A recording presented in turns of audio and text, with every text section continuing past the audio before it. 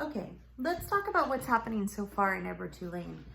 In chapters 9 through 14, we know that Edward is on the tail end of living with Lawrence and Nellie. And he's living a really happy life, but he's living as Susanna. And he is almost like their pretend baby. They're an older couple, and he's their pretend baby. Their daughter, Lolly, comes to visit them one day, and she's not too happy because people have been talking about them in the neighborhood, and they're talking about how they're treating this China doll rabbit as a real baby. And she doesn't like it because it almost is like her parents are kind of acting crazy. And so she takes Edward and she removes him from the house, and she actually throws him into the dump, which is pretty sad. And he stays in the dump for a while until he meets the king of the garbages. The king of the garbages, which is a pretty funny fellow that we only meet for one chapter or so.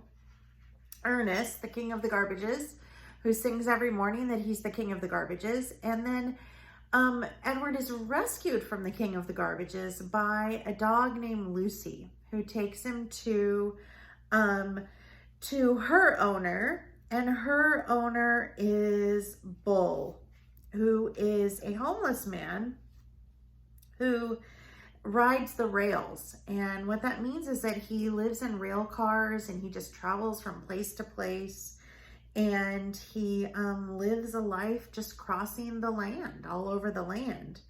And he names him Malone.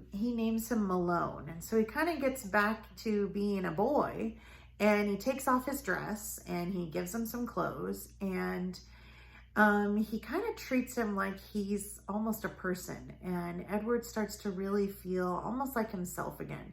And he finds some real love and feelings with Malone and Lucy. And he sleeps curled up with Lucy at night, and he rides the rails, and he shares secrets with all of the men in the different camps that he lives in when he travels with Bull and Lucy.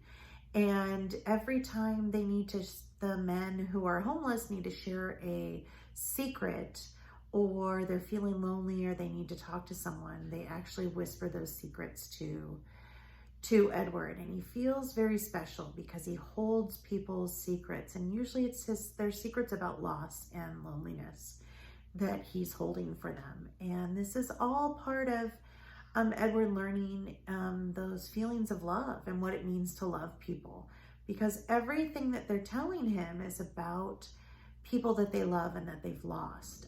Many of the men that he's meeting that are homeless are talking about their family members that they no longer get to see.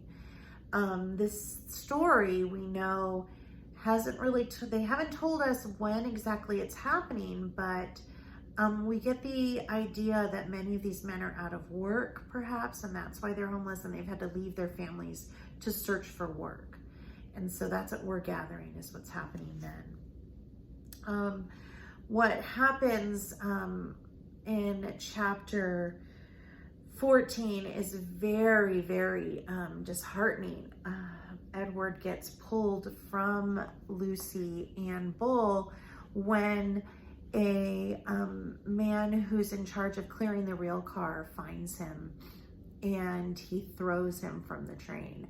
And he's thrown down a hillside, and we hear a very sad howl from Lucy, and he's not part of their group anymore. And again, we hear Edward talk about loss. This last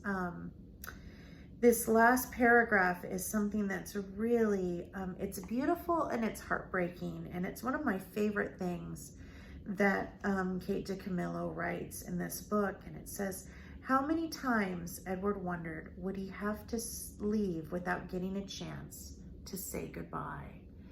And these are the moments that Edward realizes every time he's pulled away from somebody, he's starting to feel more and more. So he's finally starting to get those moments where he understands what feelings are. And it says, "A lone cricket started up a song, Edward listened. Something deep inside him ached.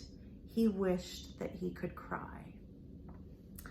And now we're going on to chapter 15, and we're going to see what happens next.